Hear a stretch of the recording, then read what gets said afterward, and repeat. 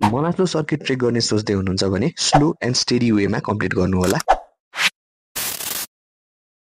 Day 3 मा हाम्रो trek जगतबाट सुरु हुन्छ र एम भने ड्याङसम्मको हुनेछ। टोटल डिस्टेन्स आजको 20 किलोमिटर्स हुन जान्छ र आफ्नो वर्किङ पेस अनुसार 8 to 10 आवर्स लाग्न सक्छ। नागचेत पुगेपछि हजुरहरू कि त पाङसिङ जाने बाटो फलो गर्नुस्, हैन भने सस्पेन्सन ब्रिज तरेर फिलिम बजार घुम्दै एक्लै भट्टी पुग्नु होला। पाङसिङबाट पनि पुल तरेर यही ठाउँमा जोडिने हो। चुम भ्याली यही मनास्लो ट्रेकमा कम्बाइन गर्ने सोच्दै हुनुहुन्छ भने गामपुल भन्ने ठाउँबाट बाटो छुट्टिन्छ। यो चाहिँ न्याक फेरि आउनु भन्दा अलिक अगाडि पर्छ। अब पेवा हुँदै ड्याङ पुगेपछि श्रृंगी हिमाल छर्लङ्गै देखिन्छ। डे 4 मा हामी ड्याङबाट नाम्रुङ पुग्छौं। टोटल डिस्टेन्स 18 किलोमिटर हो र यो दिन पनि झन्डै 8 देखि 10 घण्टा हिँड्न पर्ने हुन्छ। राणागाउँ, बिही, भिजम हुँदै बुरसम्म पुग्नु होला। यता रहेको क्वीन वाटरफलमा बिसाई फोटो भिडियो खिचेर बल्ल अगाडि बढ्नुस्। यस्तै टन्नै वाटरफल्सहरू यो दिन पनि देखिन्छ। लन्च घाटमा गर्दा भयो, जुन ठाउँ स्टेजको लागि पनि एकदमै राम्रो छ। अझै हजुरहरू मनास्लु मजाले एक्सप्लोर गर्ने सोचमा हुनुहुन्छ भने एक दिन एक्स्ट्रा लिएर पोक गाउँ पनि पुग्न सक्नुहुन्छ। यस दिनको हाइलाइट चाहिँ नाम्रुङ आउनु अघि स्याउबारी भन्ने ठाउँमा पाइने यो एप्पल प्रोडक्ट्सहरू थियो। यता के ट्राई नगरे पनि मैले चाहिँ भोलिपल्ट नाम्रुङमा यहाँको लोकल स्याउ र यतै बनेको एप्पल टेनिस ब्रेकफास्टमा खाएँ। पार्ट 4 को लागि मेरो नेक्स्ट भिडियो हेर्नु होला र मलाई फलो गर्न नबिर्सनु होला।